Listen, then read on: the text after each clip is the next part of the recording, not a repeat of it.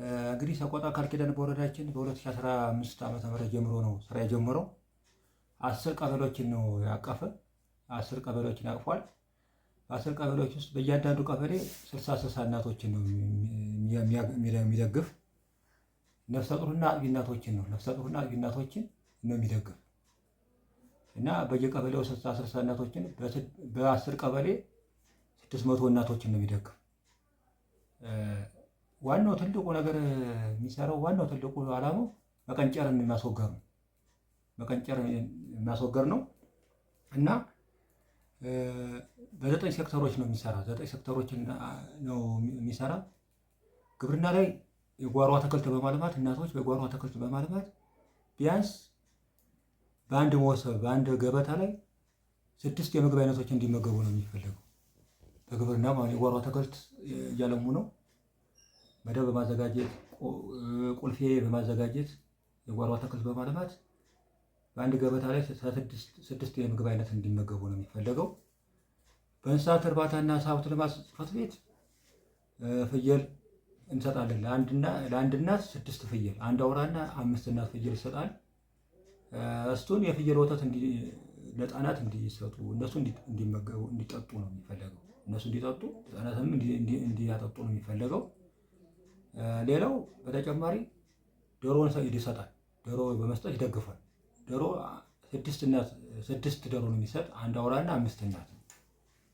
ይህንን በመስጠት ያው ሳይንሱን የጠበቀ የፍየል ጋጣና የዶሮ ቤት በማዘጋጀት እያረቡ የዶሮ እንቁላል፣ የዶሮ ስጋ፣ የፍየል ወተት እንዲጠቀሙ ይህንን በመጠቀም ያው ይህንን አስከፊና ስር የሰደደ በሽታ ለማስወገድ ነው እየሰራ ያለ።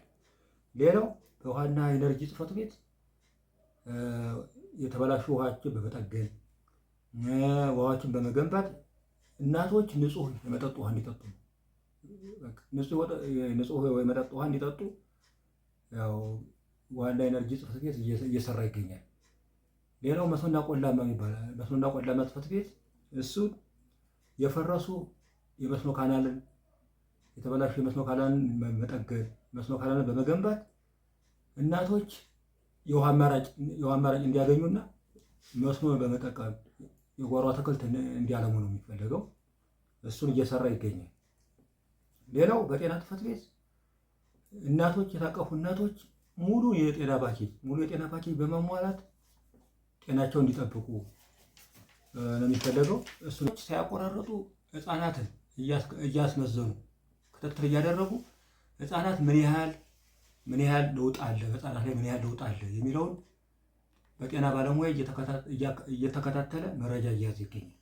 ስለዚህ ዋናው ጤና ጽሕፈት ቤት የሚሰራው ሙሉ የጤና ፓኬጅን በማሟላት ጤና መጠበቅ፣ ሕፃናትን ክትትል በማድረግ እየሰራ ይገኛል። ስለዚህ ብዙ የተለያዩ ስልጠናዎች ተሰጥተዋል። ብዙ ግንዛቤ ተፈጥሯል። የእናቶች የንቃተ ህሊና የተሻለ ይገኛል። ስለዚህ ለሌላው አካባቢ አስተማሪና ብዙ ህዝብ እየተማረበት ይገኛል። ስለዚህ በጤና ላይ ጥሩ ስራዎች እየተሰሩ ይገኛሉ።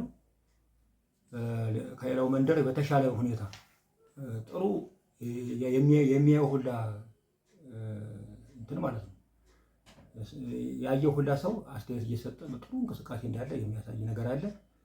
ሌላው ህጻናትና ሴቶችና ህጻናት ማህበራዊ ጉዳይ ጽሕፈት ቤት እሱ ላይ ምንም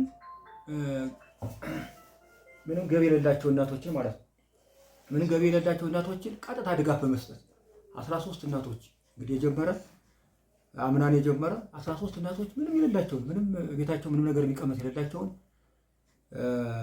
በመደገፍ አሁን የስራ ዕድል በመፍጠር አሁን ለምሳሌ አንድ እናት 7692 ብር ተሰጥቷት 15000 ብር አደርሳለች። ቁጠባ 15000 ብር የስራ ዕድል ፈጠራ 15000 ብር በቁጠባ ደብተሯ ተገኝቷል።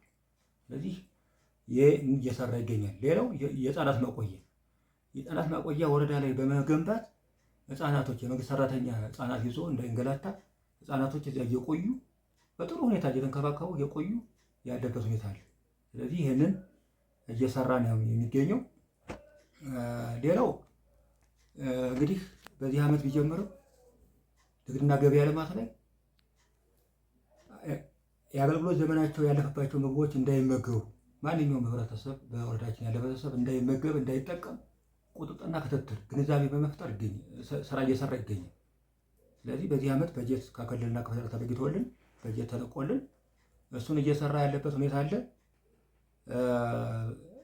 እየተቆጣጠሩ እያስተማሩ ቸርቻሪ ነጋዴዎችን የሚያቀርቡ ጅምላ ነጋዴዎችን እየፈተሹ እየተቆጣጠሩ ያለበት ሁኔታ ነው ያለ።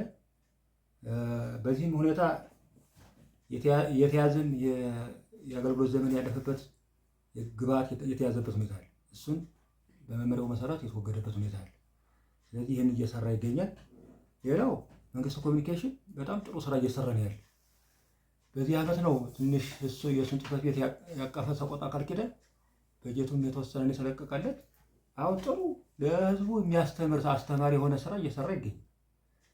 በቃ ሚዲያዎችን በማስፋፋት በማጠናከር በማቋቋም ህዝቡ የሚማርበት ስራ እየሰራ ይገኛል እና ጥሩ እንቅስቃሴ እየሰራ ይገኛል። በአጠቃላይ ሰቆጣ ቃል ኪዳን በወረዳችን ለሌላው ቀበሌ አስተማሪ የሆነ ጥሩ ስራዎችን በየሴክተሩ እየሰሩ እናቶች ይገኛሉ። አንድ ሞዴል ቀበሌ እውቅና ሰጥተናል። 010 ቀበሌ እውቅና ሰጥተን እሱን ያው ደግሞ አሁን በሚቀጥለው ደግሞ በዚህ ሳምንት ደግሞ 04 ቀበሌ ገዛመን እውቅና ለመፍጠር እቅድ ይዘን እየተንቀሳቀስ እንገኛለን። ከመጠቀም አኳያ አልፎ አንድ እናት 6 ፍየል ተሰጥቷት 24 እናት ያደረሰችበት ሁኔታ አለ። ስለዚህ ተጨማሪ እሴት የፈጠረበት ሁኔታ አለ። ዶሮ በቃ ከምግብነት አልፎ ገበያ ላይ ተጨማሪ ገቢ እያስገኙ ገበያ ላይ እየሸጡ ቁጠባ ገንዘብ እየቆጠቡ ብዙ ተጨማሪ ገቢ እያገኙ ይገኛሉ። በጓሮ አትክልትም ቢሆን ከምግብ አልፎ ለሌላው ህብረተሰብ ገበያ ላይ በማውጣት ሌላው ህብረተሰብ እንዲመገብ እያደረጉ ይገኛል። ስለዚህ ጥሩ ተጨማሪ ለውጥ እያመጡ ለሌላው ቀበሌ ለሌላው ወረዳ አስተማሪ የሆነ ሌላው በጋራ ቁጠባ እየቆጠቡ እቁብ እየገቡ ባንክ ላይ ገንዘብ እየቆጠቡ በጋራ ያሉበት ሁኔታ አለ። ስለዚህ ይሄ በጣም ጥሩ አስተማሪ ይሆንበታል። ለምሳሌ አሁን ኮሶዬ ቃለቃል ማህበሩ ላይ የገቡበት ሁኔታ አለ። ማህበር በጋራ እና አንደኛ ማህበራዊ ትስስርን እየፈጠረ ነው ያለ የመግባባት ለምሳሌ አሁን 60 ሴቶች በአንድ ላይ እቁብ ማህበር መግባት ማለት ቀላል አይደለም። ስለዚህ ይህንን ለውጥ እያመጣ ያለ ሰቆጣ ቃል ኪዳን ፕሮግራም እና ይሄ ጥሩ ለውጥ እያመጣ ያለ ሁኔታ ነው የምገልጸው።